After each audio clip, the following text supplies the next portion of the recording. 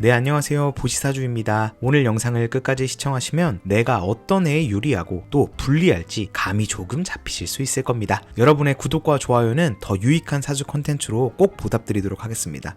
부탁드립니다. 사주가 세다 약하다 이런 얘기를 많이 들어보셨을 텐데요. 이 세다 약하다의 개념을 이해하려면 먼저 점수론을 이해하셔야 합니다. 점수론이 뭐냐? 제가 쉽게 알려드릴게요. 일간과 같은 오행 비경겁제, 일간을 생하는 오행인 편인정인이 어디에 몇 개 있냐는 거예요. 혹시나 비경겁제, 편인정인을 모르시는 분들은 제가 상단에 띄워놓도록 하겠습니다. 자, 그럼 이제 점수론이란 걸 알겠는데 계산을 어떻게 하냐? 바로 이렇게 계산하시면 됩니다. 연주, 월주, 일주, 시주 오른쪽부터 연주 위에 있는 천간에 연간은 8점, 연지도 8점, 월간 12점, 월지 25점. 일간은 점수가 없죠. 내 기준이니까. 일지가 20점, 시간이 12점, 시지가 15점. 그래서 여러분 잠깐 영상을 멈추시고 여러분의 만세력, 내사주에 비경겁제 편인 정인이 어디에 몇 개 있는지 한번 보시고 점수를 합산해 보세요. 시간을 드리겠습니다.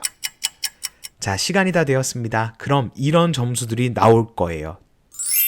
극신약, 신약, 중화, 신강, 극신강 이 5개의 스펙트럼으로 나눠질 겁니다. 그럼 극신약은 1점에서 8점을 극신약이에요. 매우 약함이고요. 신약은 9에서 40점 약함이고, 중화는 41에서 52점 중간이고, 신강은 53에서 88점 강함이고, 극신강은 89에서 100점으로 매우 강합니다. 그런데 정말 중요한 게 있어요. 맨 하단에 제가 적어드린 지장간의 통근, 투간, 오행의 고립도 언젠가는 봐야 합니다. 이 지장간이 조금은 어렵고 난해한 부분이 사실 있어요. 그런데 진짜 우리가 용신을 구하고 진짜 나의 사주를 제대로 통변하려면 사실 이게 정말 중요합니다. 하지만 오늘은 모르셔도 일단 이해할 수 있도록 최대한 준비해 보았습니다. 그럼 여러분 혹시 득령, 득지, 득세 이런 얘기 들어보셨어요? 여러분이 월지가, 일지가 이 두 개가 유독 점수가 높다는 걸 알 수 있을 거예요. 그런데 옛부터 월지를 령이라고 했대요. 그래서 월지에 비경겁제 편인 정인이 있냐 없냐가 득령, 득, 얻었다라고 해서 득령이라 부르는 거고, 일지가 비경겁제 편인 정인으로 내 편이 되었냐? 그래서 득했냐? 득지가 되는 거고, 득세 같은 경우는 말 그대로 연주, 월주, 일주, 시주에 비경겁제 편인 정인이 얼마나 있냐? 즉 어떤 정도의 세력이 뻗쳐져 있느냐? 이렇게 보았다고 해요. 득세 또한 물론 중요합니다. 그러면 신강, 신약, 중화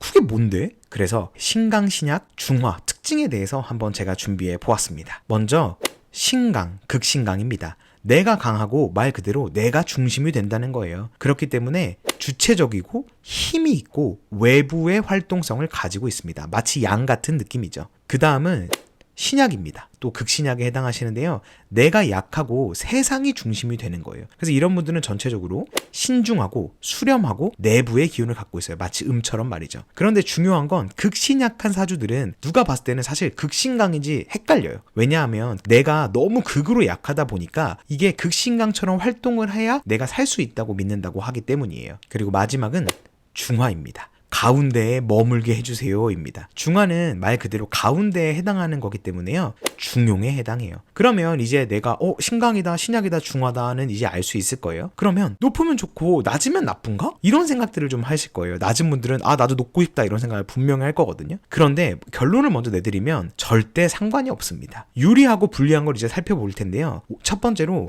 신강한 사주와 극신강한 사주는 빼주는 기운이 와야 유리해요. 높다고 좋은 게 아니에요. 왜냐하면 내가 너무 이미 강한데 더 강한 기운, 나를 채우는 기운이 와버리면 내가 넘쳐버리기 때문이죠. 예를 든다면 내가 신강한 목이라면 수와 목은 불리한 거예요. 화토가 유리한 거죠. 혹시나 이해가 안 되시는 분들은 또 지난 영상들을 조금 천천히 찾아봐 주시면 충분히 이해가 될 수 있을 겁니다. 두 번째는 신약한 사주들은 반대로 채워주는 기운이 와야 유리해요. 내가 이미 약하니까 가뜩이나 약한데 빠져나가는 기운이 오면 더 약해지니까요. 예를 든다면 내가 신약한 목이라면 수와 목은 오히려 유리하고 화토가 불리하게 되는 거죠. 난 이미 힘이 없으니까요. 마지막으로 중화는 다가오는 운에 맞춰서 살아야 유리합니다. 중화는 솔직히 말씀드리면 저는 조금 어려운 명식이라고 생각을 해요. 또 어떤 분들은 중화를 인정하지 않는 분도 계시지만 저는 개인적으로 중화여도 이게 신강한 쪽에 속하는 중화인지 신약한 쪽에 속하는 중화인지를 좀 살펴야 한다고 생각하고, 이거를 더 잘하려면 아까 말씀드린 지장간을 좀 이해하셔야 돼요. 이게 무슨 말인지 좀 더 설명을 더 드리자면, 다가오는 오행과 십신에 맞는 긍정성과 부정성을 모두 살피시면서 살아가시면 돼요. 왜냐하면 중화라는 건 전체적으로 좀 중간에 속해 있기도 하고, 진정한 중화는 목화토금수라는 5가지 오행 오행을 다 고루 갖고 계신 분들이 많이 계세요. 그러다 보니 옛날 전래동화처럼 내가 이 5가지의 구슬을 다 갖고 있는 거예요. 그래서 다가오는 운에 맞춰서 내가 그 5가지의 기능을 다 쓸 수 있게 되는 거죠. 그래서 높다고 좋고 낮다고 나쁜 게 전혀 아닙니다. 정리하면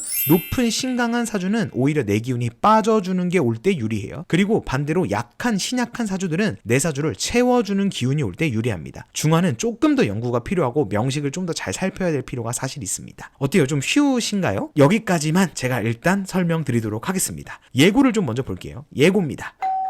통근, 투출, 투간, 지장간에 대해서 준비해 보겠습니다. 최대한 쉽게 준비해 보겠습니다. 제 채널을 놓치시면 알고리즘 때문에 다시 못 보실 수도 있어요. 구독과 좋아요로 함께 해주시면 감사하겠습니다. 네, 지금까지 저는 보시사주였습니다. 여러분 언제나 진심으로 감사드립니다.